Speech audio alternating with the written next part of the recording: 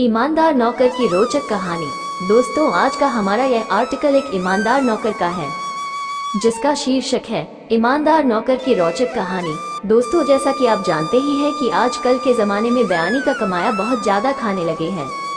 लोगों को ईमानदारी से तो शायद नफरत होने लगी है। किसी पर आज के ज़माने में भरोसा ही नहीं किया जा सकता है। लेकिन इस कलयुग में हम आपको एक ईमानदार नौकर की कहानी सुनाने जा रहे हैं, जिसे पढ़ने के बाद शायद आपको भी लगेगा कि नहीं, इस जमाने में भी सच्चाई और ईमानदारी निभाई जाती है।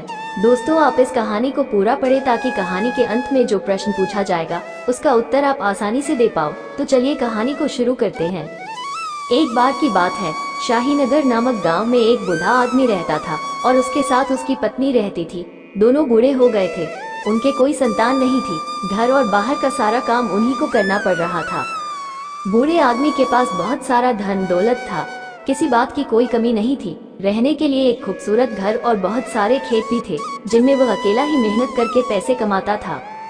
लेकिन उम्र होने के कारण वो अब काम करने के लायक नहीं रहा था, इसलिए दोनों ने आपस में राय करके दो नौकर को अपने घर पर काम करने के लिए रख लिया। दोनों साथ ही घर का काम निपटाकर खेत पर चले जाते थे और शाम होने पर वापस घर आ जाते थे। दोनों में से एक नौकर बिल्कुल अपने घर की तरह काम करता था। दोनों बूढ़े पति पत्नी को अपने माता पिता की तरह रखता था, अपना सारा काम बड़ी लगन से करता था। बूढ़े पति पत्नी भी उसके व्यवहार से बहुत प्रभावित थे। लेकिन दूसरा नौकर बिल्कुल कामचोर था, हर काम में आलसी तथा लालची था। वो हमेशा उस भोले भाले नौकर का फायदा उठाया करता था। एक दिन दोनों पति पत्नी अपने कमरे में बैठे हुए बातें कर रहे थे और उनकी सारी बातें वो लालची नौकर सुन रहा था। वो बूढ़ा आदमी कह रहा था कि एक नौकर बिल्कुल कामचोर है और दूसरा बिल्कुल उसके विपरीत है, अपना सारा काम बड़ी लगन से करता है। हमें अपना सारा कारोबार उसी को सौंप देना चाहिए और उसे अपने बेटे की तरह रख लेंगे और इस आलसी को यहाँ से भगा देंगे। ये बात सुनकर लालची नौकर को बहुत बुरा लगा और किसी भी तरह उस नौकर को बूढ़े आदमी की नजरों में गिराना चाहता था। उसने योजना बनाई और भोले भाले नौकर को गलत शिक्षा देने लगा और उसके कान भरने लगा और रोज उससे उसी घर से छोटी बड़ी चोरियां कराने लगा। फिर खुद ही जाकर बूढ़े आदमी को सच बता देता था। वो ईमानदार नौकर अब बूढ़े आदमी की नजरों में गिर चुका था। उसने बिना सच्चाई जाने उस नौकर को अपने घर से निकाल दिया। अब क्या था, पूरे घर और खेती पर उस आलसी नौकर का ही हक था। उसे लगता था कि अब मैं ही इस संपत्ति का मालिक बनूंगा। इन बूढ़े पति पत्नी के मर जाने के बाद ये सारा धन दौलत मेरा ही होगा।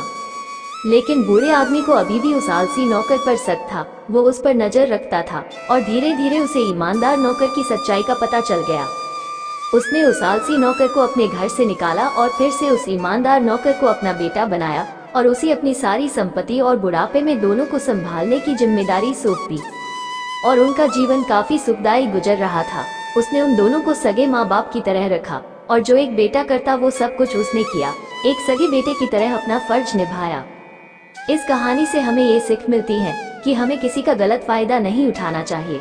जो हमारा होता है वैसा ही सभी का होता है। अपने को अपना और पराये को पराया नहीं समझना चाहिए। अपना कार्य ईमानदारी से करना चाहिए, चाहे वो कार्य अपना हो या दूसरे का, क्या फर्क पड़ता है। दोस्तों, हमारा सवाल ये है कि इस कहानी में बूढ़े पति पत्नी का सारा धन दौलत उन दोनों नौकर में से किसको मिला?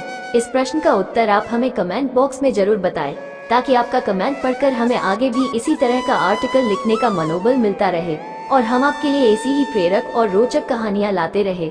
आप इस कहानी को अपने दोस्तों के साथ भी शेयर कर सकते हैं और हमसे जुड़ने के लिए आप हमें सब्सक्राइब भी कर सकते हैं। धन्यवाद।